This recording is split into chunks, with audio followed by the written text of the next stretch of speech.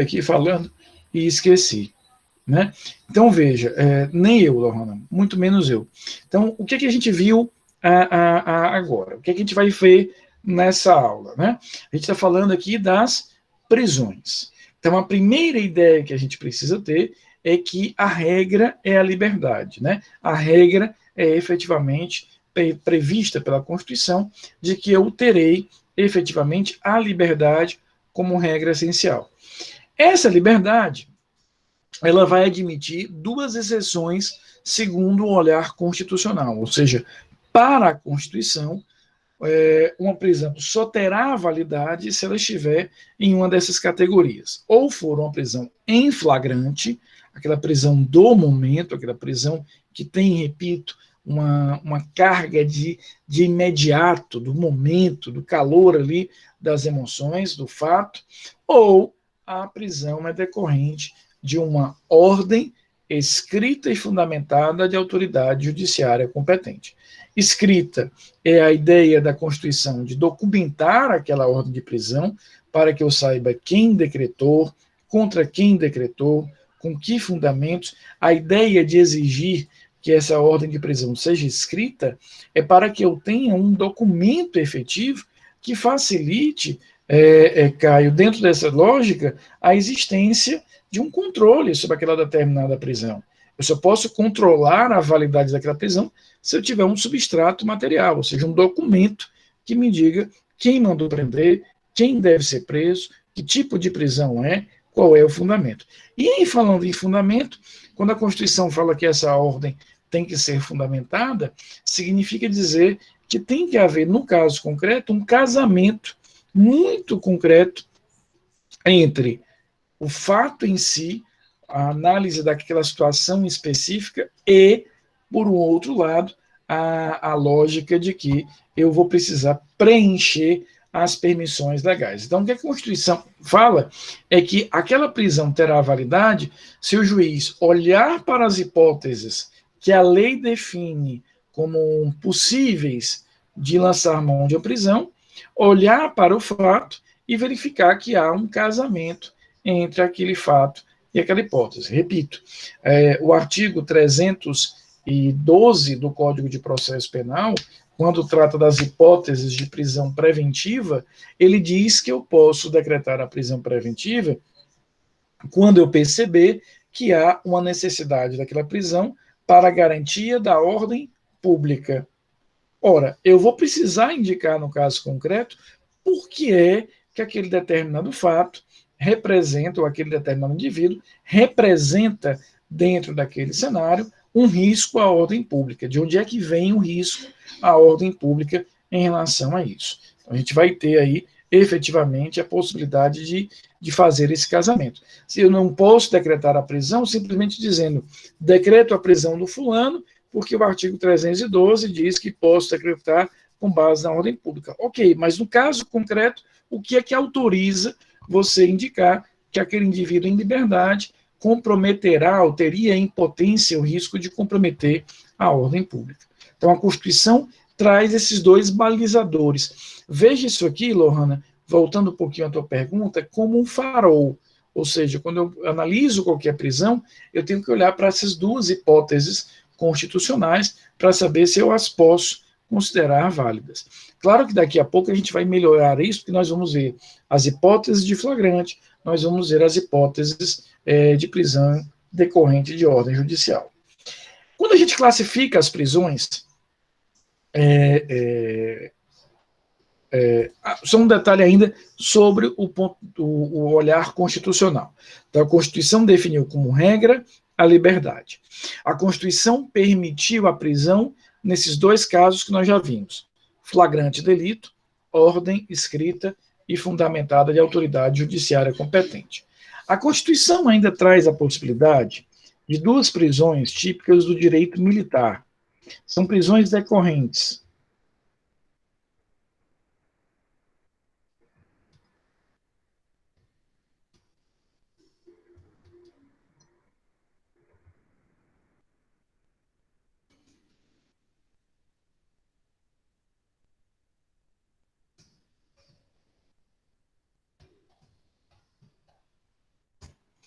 A Constituição diz que, nesses dois casos, esses casos são exclusivos do direito militar, eu posso ter uma prisão ordenada por uma autoridade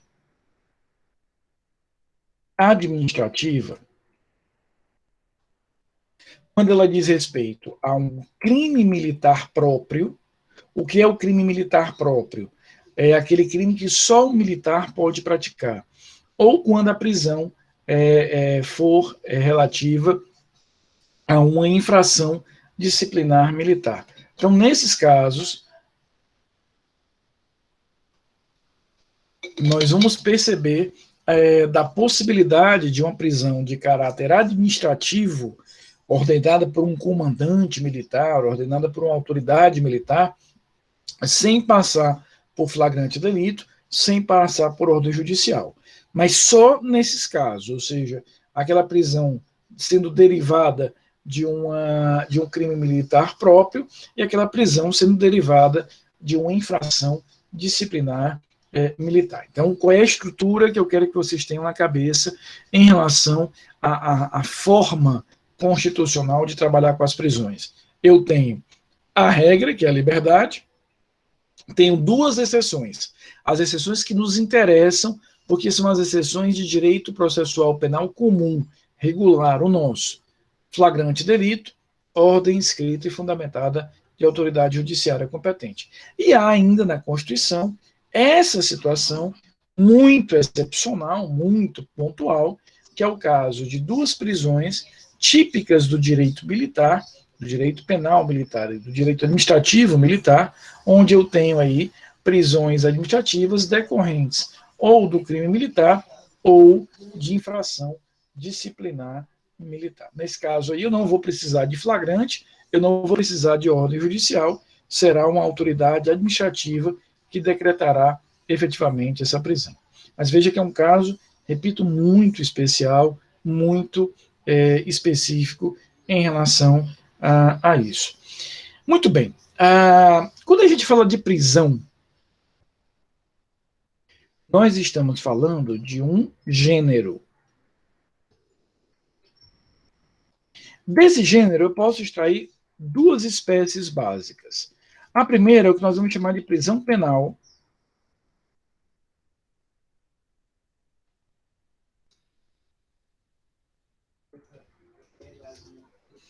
A gente vai chamar isso de prisão penal, ou definitiva, ou sancionatória. E a segunda, a gente vai falar de prisão processual, ou provisória, ou cautelar. Então, eu tenho a prisão penal, definitiva ou sancionatória, isso tudo é sinônimo, ou a prisão processual, provisória ou cautelar. A prisão penal, ela é a pena. A prisão penal, ela é a pena. A gente vai ver, André, que hoje, né, sobretudo com a estrutura que o pacote anticrime reservou à prisão, as prisões por ordem judicial são entendidas hoje como prisões que devem ser requeridas ou pelo delegado ou pelo Ministério Público.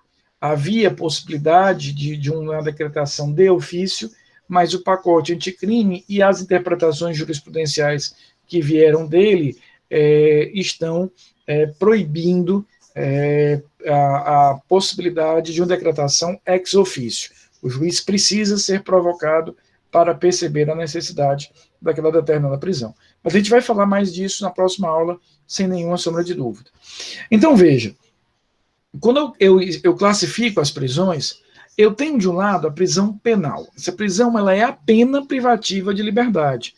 É aquela que eu vou processar o cara, vou condená-lo, quando essa condenação passar em julgado, eu vou executar a pena. Então, a prisão penal, ela tem caráter penal, caráter essencialmente de sanção.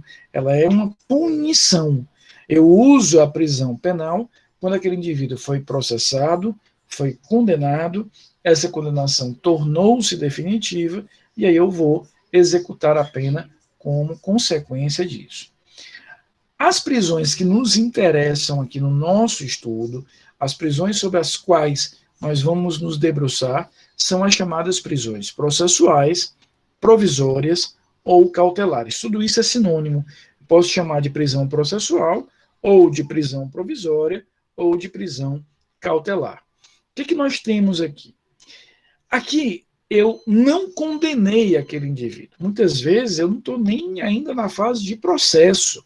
Eu posso lançar mão disso na fase de inquérito. Aquele determinado preso, ele não está sendo preso para ser punido. Aquele preso, ele está sendo preso porque ele oferece concretamente um risco à sociedade, ao processo penal ou ao direito penal. Então, entendam, isso é um dos pontos mais importantes da nossa conversa de hoje. A prisão processual, ela não tem como objetivo punir. Esse objetivo é próprio da prisão penal, que é a pena privativa de liberdade. O objetivo da prisão processual é proteger, é acautelar, é tornar seguro algo. E o que é que a prisão processual quer proteger? Ela quer proteger a própria sociedade, ela quer proteger o desenvolvimento do processo penal, ou ela quer proteger a eficiência, a eficácia do direito penal. Então, por exemplo, quando aquele cara está praticando vários crimes, mesmo que eu ainda não tenha condenado definitivamente por nenhum, eu vou prendê-lo provisoriamente para que eu tenha efetivamente uma proteção da sociedade. Eu não posso deixar o cara livre e prendê-lo somente quando vier a condenação. Imagina que aquele cara está destruindo provas, está ameaçando testemunhas. Eu vou precisar prendê-lo para proteger o próprio direito processual penal. E imagina que aquele cara está preparando uma fuga ou está tentando fugir. Eu vou prendê-lo para proteger a eficiência do direito penal, porque, afinal de contas, não adianta processar aquele indivíduo, eventualmente condená-lo, se ele não estiver aqui para cumprir a pena, já que a pena não passa da pessoa do condenado.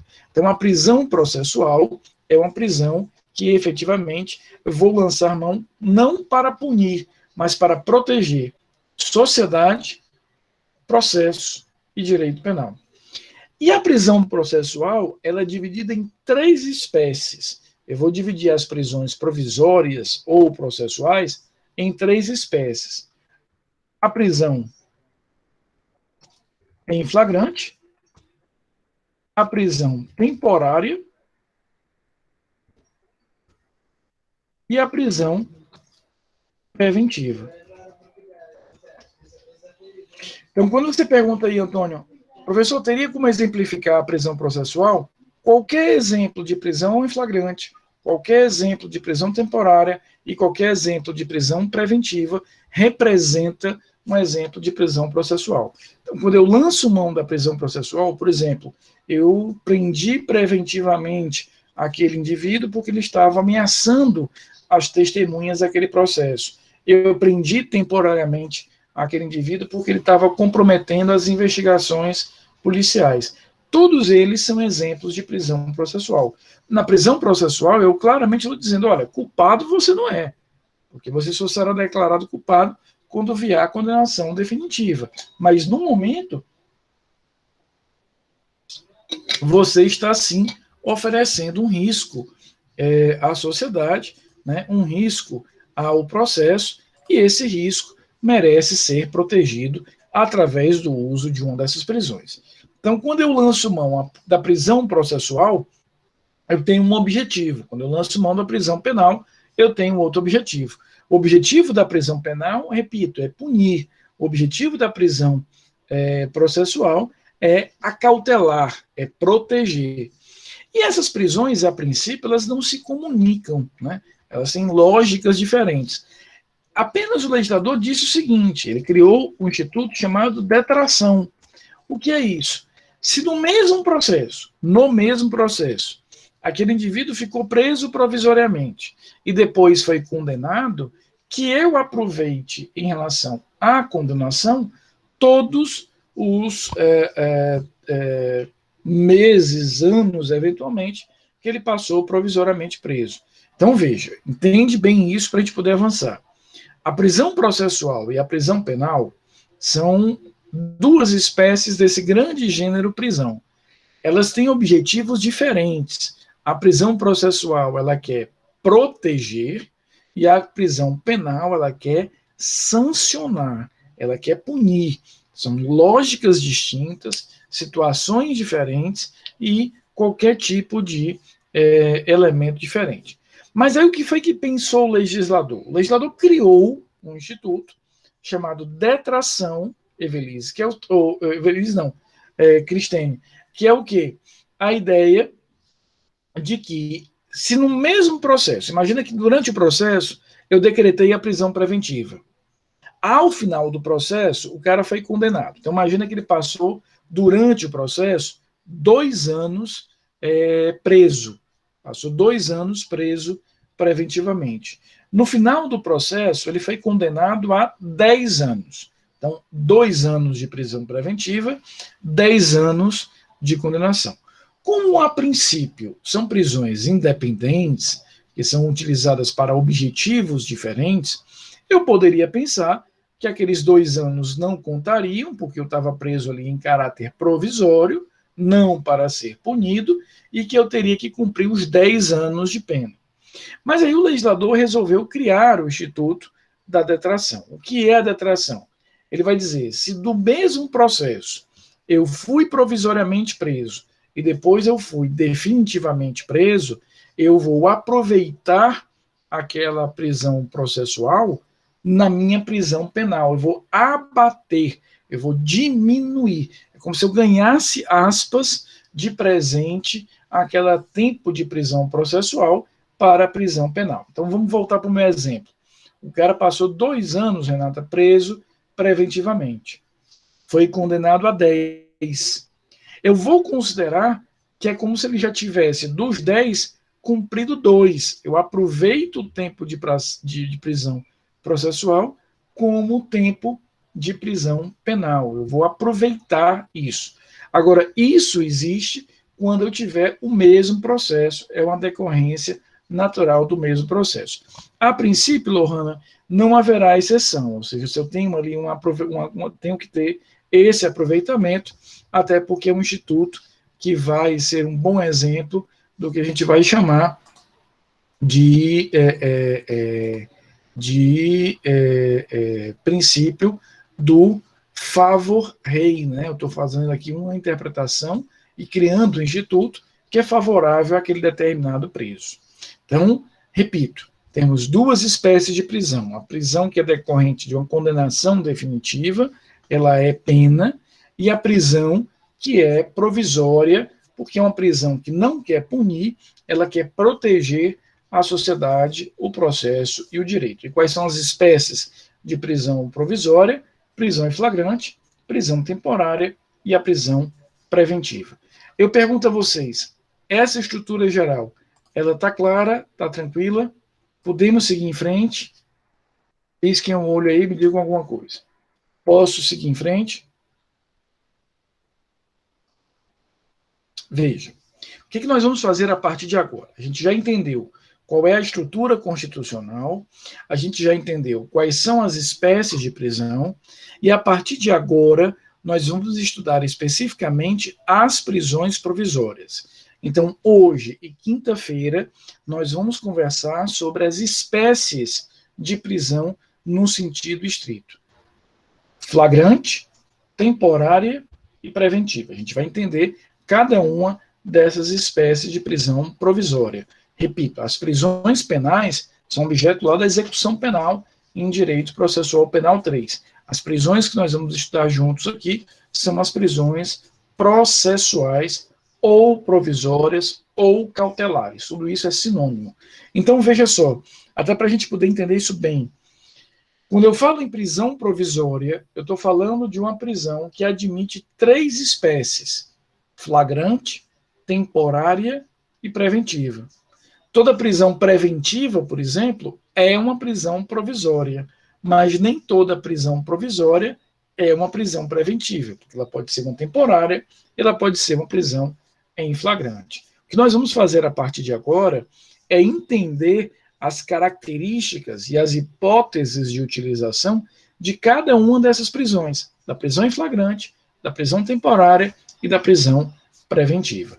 Hoje nós vamos ver a prisão em flagrante, quinta-feira a gente vai falar sobre prisão temporária e preventiva. Tá? Mas todas três são espécies desse grande gênero chamado prisão processual ou provisória ou cautelar.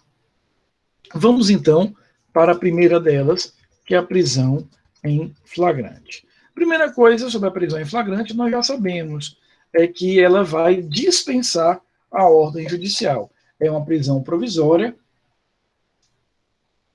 que dispensa, que prescinde de ordem judicial. Eu não tenho, portanto, ordem judicial aqui. E aí vejam o que nos diz o artigo 301. Qualquer do povo poderá, e as autoridades policiais e seus agentes deverão prender quem quer que seja encontrado em flagrante delito. Então, aqui ele está criando as duas primeiras classificações de flagrante que a gente vai aprender. O que ele chama de flagrante facultativo,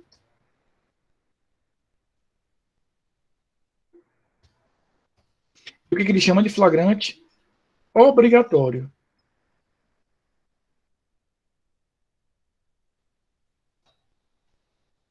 Ele vai dizer o seguinte: qualquer um de nós, ao se deparar com uma situação de flagrância, daqui a pouco ele vai dizer o que é flagrante no artigo 302, mas qualquer um de nós que se depara com uma situação de flagrância poderá realizar aquela determinada prisão.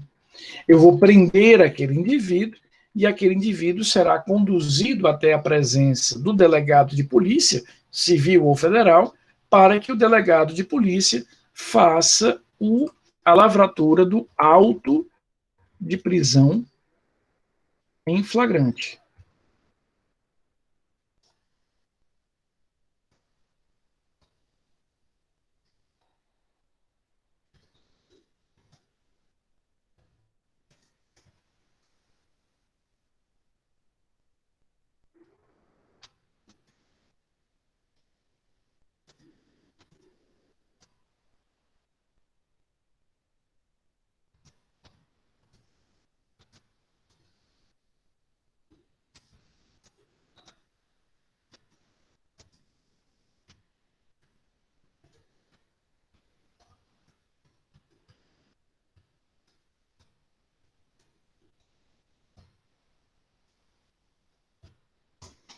Então, veja,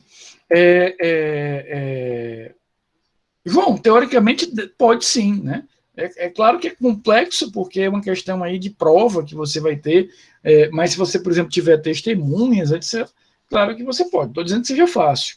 E aqui, João, pegando o gancho da tua pergunta, veja que o legislador processual penal foi sábio, porque ele diz, olha, eu vou aqui autorizar a prisão, eu não vou necessariamente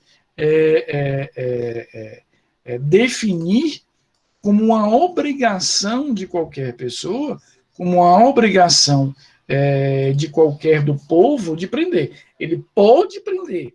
Quem tem a obrigação é a autoridade policial, né? É a polícia militar, é um delegado de polícia civil, é um delegado de polícia federal, é um agente de polícia federal. Claro que aqui compreendendo o policial durante o seu serviço efetivo, né? Durante o serviço efetivo que a gente vai ter. É nesse contexto que a gente vai entender essa obrigação.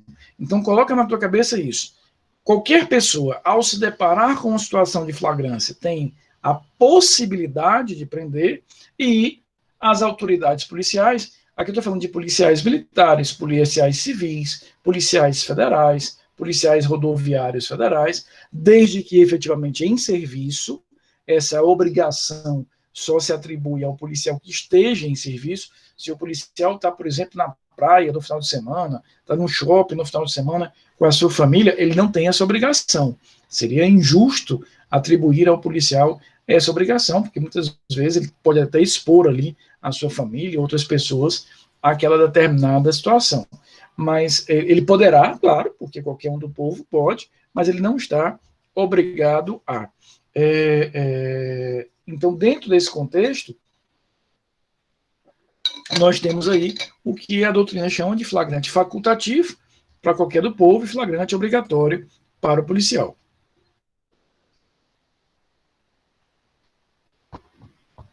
Eva, eu confesso que eu não entendi a tua pergunta. Quais as palavras mais usuais quando se depara diante do indivíduo preso em flagrante? A gente vai falar de preso mesmo, ele não está sendo acusado, ele não foi indiciado, ele ainda é o preso.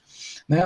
Não existe. Se for nesse sentido, Eva, que o João aqui está me ajudando, aquela ideia dos direitos, chamado direito de Miranda, que eu tenho que declarar que ele pode ficar calado, que ele se ele não tiver advogado, aquilo ali não tem no Brasil, aquilo ali a gente não aplica com rigor. Ele tem direito a um advogado na fase judicial, ele vai ter, efetivamente, como a gente vai ver daqui a pouco, quando o juiz for avaliar a validade dessa prisão, ele será acompanhado por um defensor, mas não há essa linguagem que é tão usual, por exemplo, no direito norte-americano, a gente não vai efetivamente usar aqui. Não é que ele não tenha direito de ficar calado, não é que ele não tenha direito de um advogado, ele tem direito de tudo isso. Apenas não é usual, não é coloquial, normal que o policial brasileiro fale isso no momento que realiza a prisão. Tá?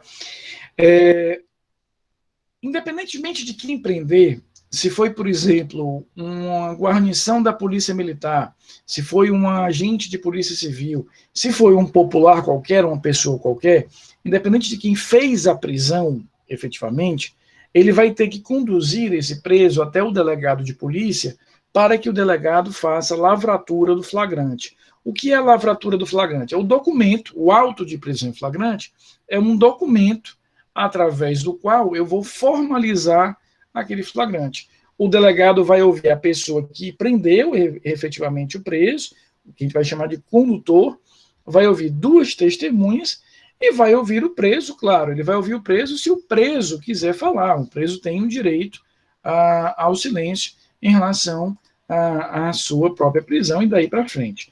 Então, veja, qualquer do povo poderá, as autoridades policiais deverão prender em flagrante. E aí eu vou conduzir até a presença do delegado para que o delegado dê forma, formalize essa prisão através do auto de prisão em flagrante.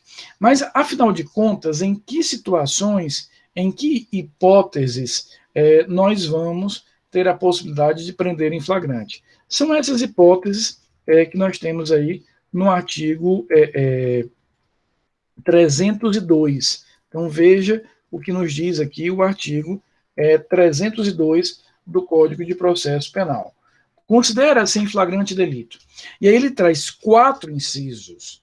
E eu só posso prender em flagrante se e somente se eu visualizar concretamente esses 4 incisos. Aqui eu estou diante de um rol taxativo, não é um rol meramente exemplificativo, e a gente tem que lembrar que sempre que a gente estiver tratando de prisão, a interpretação que eu faço é uma interpretação restritiva. Eu sempre farei uma interpretação restritiva, porque eu estou falando de regra constitucional, que é claramente a liberdade. Então, a gente vai sempre falar de uma interpretação restritiva. Então, veja, eu só posso prender em flagrante nessas 4 situações. Está cometendo a infração penal, ou seja, estou no pleno desenvolvimento dos atos de execução, acabou de cometê-la, ele acabou de cometer essa infração penal, ele é perseguido logo após pela autoridade, pelo ofendido ou por qualquer pessoa em situação que faça presumir ser o autor da infração, e quarto, é encontrado logo depois com instrumentos, armas, objetos ou papéis que façam presumir ser ele o autor da infração. Então, ele está cometendo o crime ou acabou de cometer. Veja, quando ele fala acaba de cometê-la, é acabar de cometer a infração, é um momento imediatamente posterior. Esses 2 primeiros incisos, né, nós vamos chamar isso, veja, o inciso primeiro e o inciso segundo, nós vamos chamar de flagrante próprio. O inciso terceiro, nós vamos chamar de flagrante impróprio. E o inciso quarto, de flagrante presumido. flagrante próprio, os incisos 1º e 2º, flagrante impróprio, o inciso 3º, e flagrante presumido, o inciso 4º. Então, Antônio, perfeito. Jamais, se você não tiver diante de uma dessas 4 hipóteses, aquele flagrante pode ser válido. Se, de alguma forma, eu faço a prisão mesmo assim, a gente vai ver daqui a pouco que o juiz fará o controle de legalidade dessa prisão. E, Antônio, só complementando aqui a tua colocação, o próprio delegado deve fazer o juízo de legalidade, deve fazer o controle de legalidade. Então, quando alguém prende alguém na rua, leva até o delegado, e o delegado não percebe concretamente a existência de nenhum desses 4 requisitos, está cometendo, acabou de cometer, é encontrado ou é perseguido, ele não deve sequer lavrar o flagrante. Ele sequer lavra o flagrante, porque vai ser considerado um flagrante ilegal dentro desse determinado cenário. Né? Então, dentro dessa perspectiva, a gente vai ter a ideia de que o flagrante tem que acontecer em relação a isso. Então, está cometendo a infração, acaba de cometê-la, isso é tranquilo. Vamos para o inciso 3º, até pegando o gancho aqui na pergunta da Cristine. Eu sei, Cristine, eu sei, eu corrigi na instante.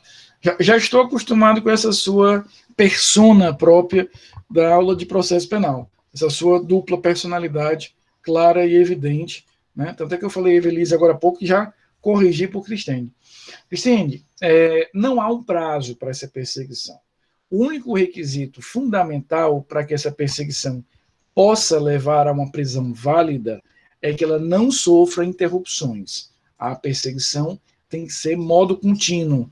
Eu não posso sofrer efetivamente nenhum tipo de interrupção nessa prisão. Então, eu tenho, nessa perseguição, perdão, então aquela perseguição tem que ser ininterrupta. Se eu interromper a perseguição, no momento em que eu interrompo a perseguição, desaparece a hipótese do flagrante. O flagrante desaparecerá exatamente naquele momento em que eu faço com que não exista mais a perseguição. E o 4º inciso, eu consegui explicar, Cristine? Tranquilo? E o 4º inciso fala de encontrado. Eu costumo brincar que esse inciso 4º é um inciso do azar, porque eu não estou sendo perseguido e eu sou encontrado. O que é isso? Azar, né? Muito azar.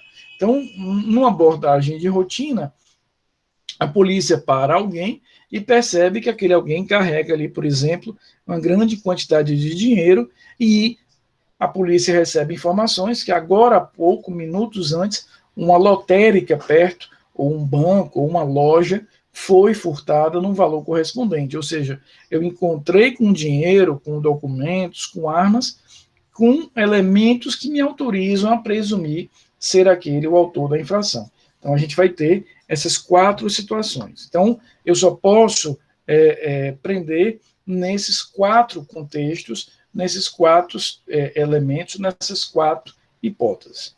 Levei para o delegado, né, fiz a autuação da prisão, e aí o que acontece depois? Veja, depois, olha o que nos diz aqui o artigo 310.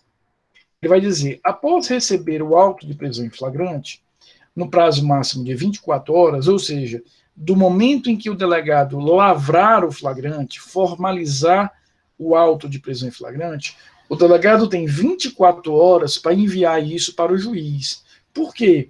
Porque nós já vimos, né, que a prisão em flagrante não tem uma ordem judicial prévia. Então, o juiz fará um controle de legalidade posterior.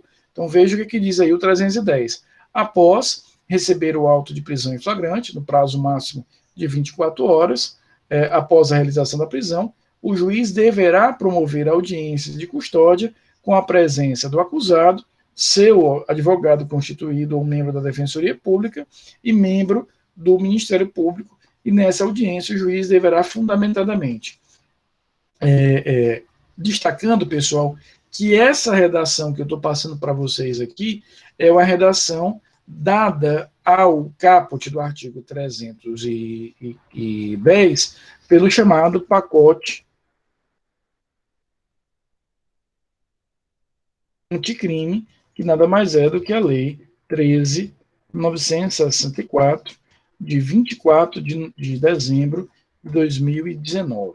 Então, o pacote anticrime alterou o 310 para dizer que o juiz deverá fazer a audiência de custódia, e nessa audiência de custódia ele irá tomar um desses três caminhos aqui. Ó.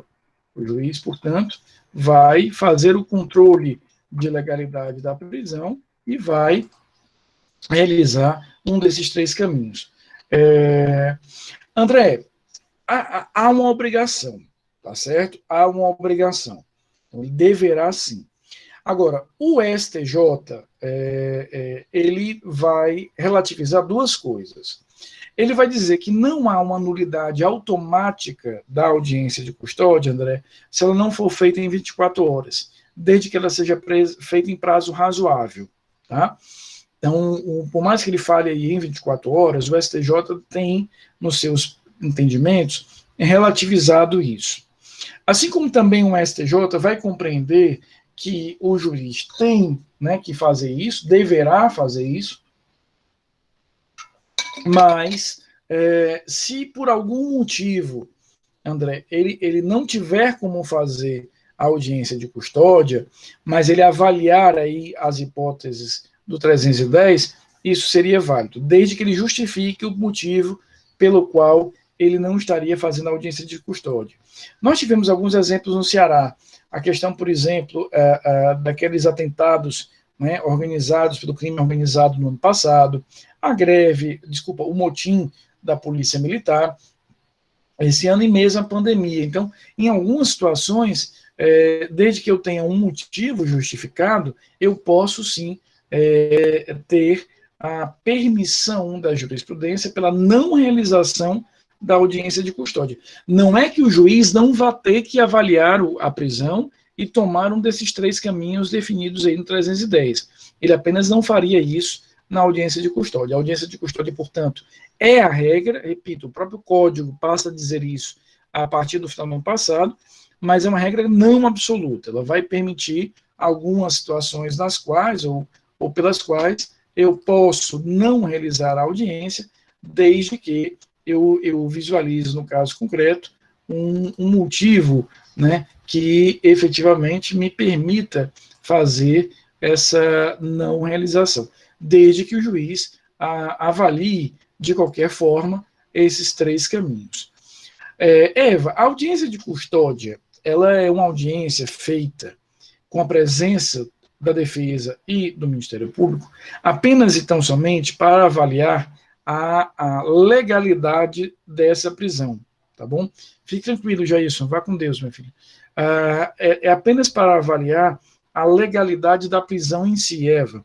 E aí, nessa audiência, o juiz vai verificar, veja as opções aqui do 310, ou ele relaxa a prisão, se ele considerar que aquela prisão foi ilegal por algum motivo, ou ele converte essa prisão em preventiva, e aí a gente chega na aula de quinta-feira, ou ele concede a liberdade provisória. O relaxamento, como diz aí o inciso primeiro, pressupõe que o juiz compreenda que há uma ilegalidade na prisão. Por exemplo, vamos imaginar que o juiz verifique que, no caso concreto, nenhuma daquelas hipóteses do 302 aconteceu. Não houve uma prisão no momento da execução do crime, nem logo depois, nem perseguição, nem foi encontrado. Então, nesse caso, eu declararia como ilegal aquela prisão e relaxaria.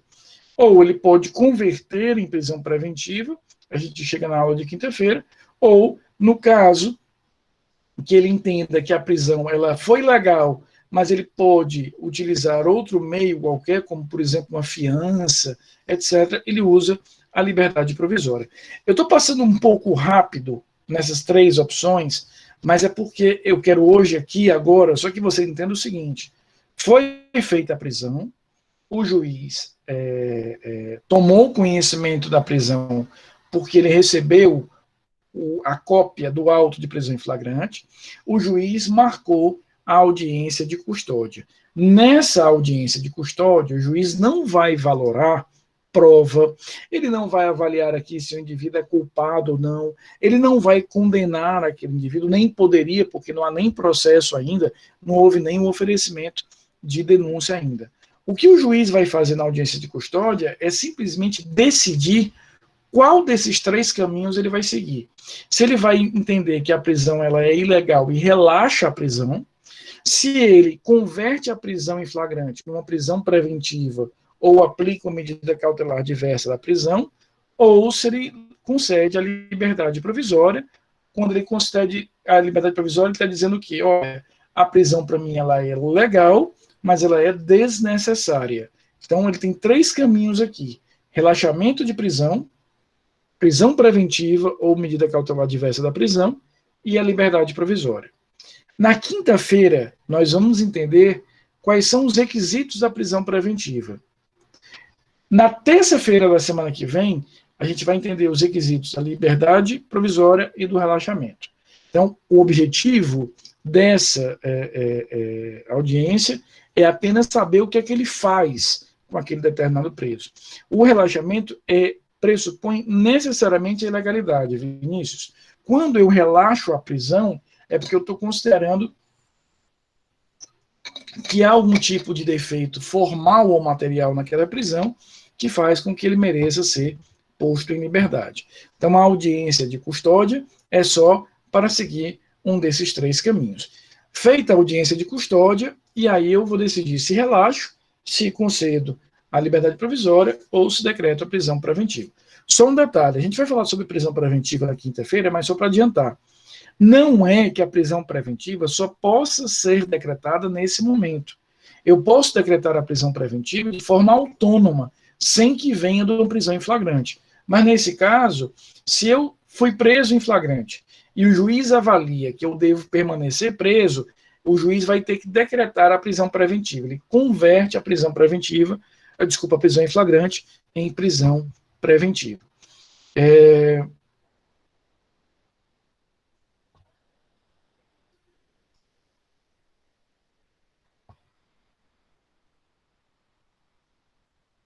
Letícia, o fato da vítima em si não ir, por exemplo, no momento do flagrante, não impede por si só a prisão em flagrante e a lavratura do auto de prisão em flagrante, desde que eu possa, por outras testemunhas, comprovar aquilo. Ou seja, se outras pessoas presenciaram, se a própria polícia presenciou, eles podem servir de base para a lavratura do flagrante. A oitiva da vítima não é requisito obrigatório.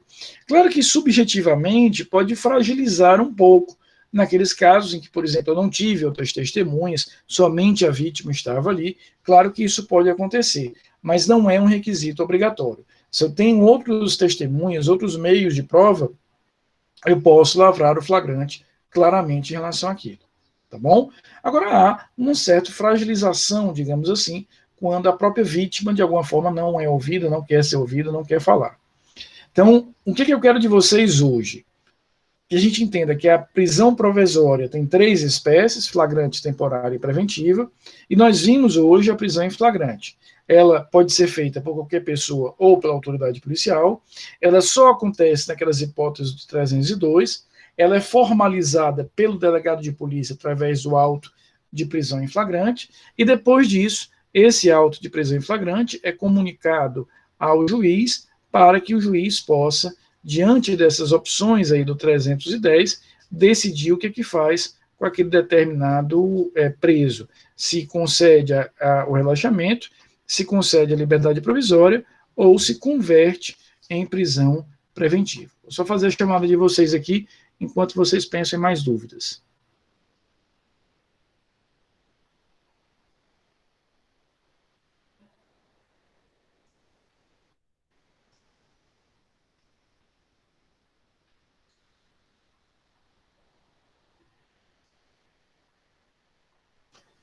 Só um minutinho.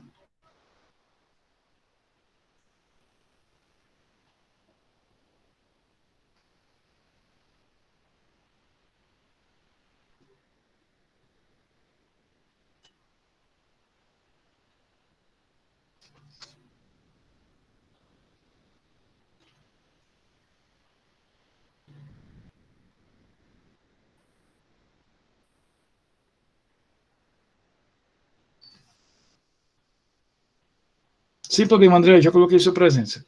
Fique com Deus, vá com Deus.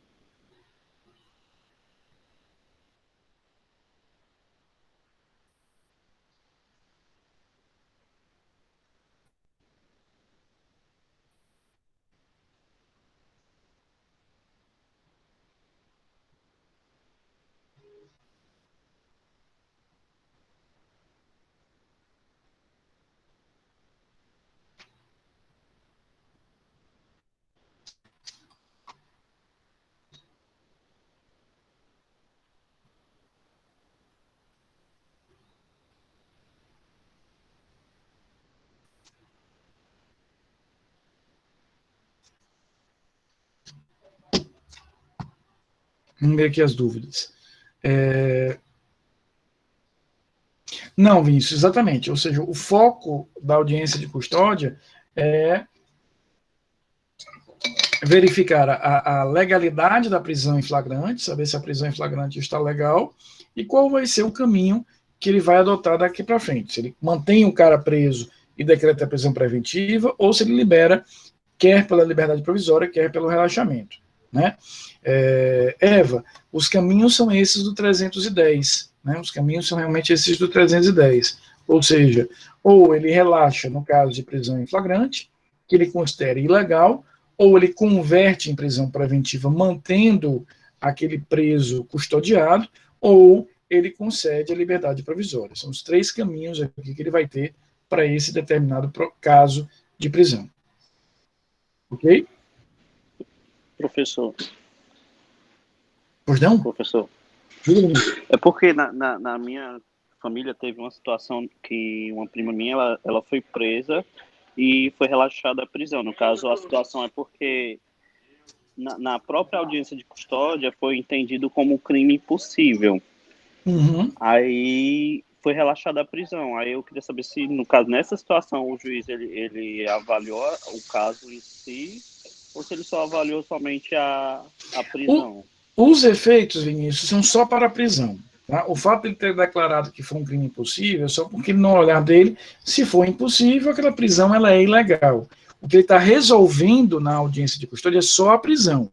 Claro que isso vai ter um peso subjetivo na investigação, e provavelmente se amanhã o Ministério Público vier a oferecer uma denúncia, ele não vai receber aquela denúncia. Mas o que ele resolveu ali foi só a prisão mesmo.